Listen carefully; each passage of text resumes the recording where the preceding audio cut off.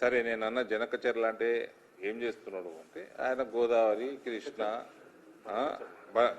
బనకచెర్లనా బనకచెర్ల ఏం చేస్తున్నాడు అంటే Godavari Krishna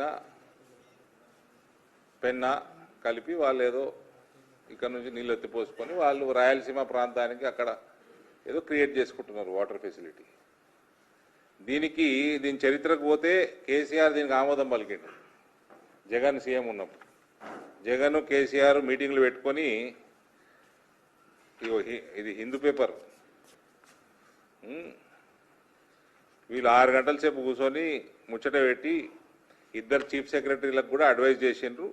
AP reorganisation act ప్రకారం గైడ్ లైన్స్ ప్రకారం సిడబ్ల్యూసి గైడ్ లైన్స్ ప్రకారం క్లియర్ చేసి కేసీఆర్ మరి టీఆర్ఎస్ వాళ్ళు ఏమంటారు చూద్దాం. ఇవాళ అలా వస్తున్నారా అండి మీటింగ్కి? దేశమంతా సిడబ్ల్యూసి ఉన్నది, కృష్ణా గోదావరి బేసిన్ల బోర్డులు ఉన్నాయి, దానికో గైడ్ లైన్స్ ఉంటాయి.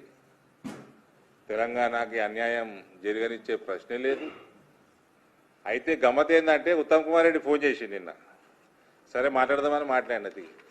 ఏందన్నా అంటే రేపు రావాలి మీటింగ్కి, ఇట్లున్నది మనకు అన్యాయం జరుగుతుంది అంటే ఏం అన్యాయం జరుగుతుంది అన్న జవాబు ఇవ్వలే. సరే పోనీయండి మీ ప్రణాళిక ఏంది అన్న, తెలంగాణకి ఎన్ని నీళ్ళు అవసరం పడతాయి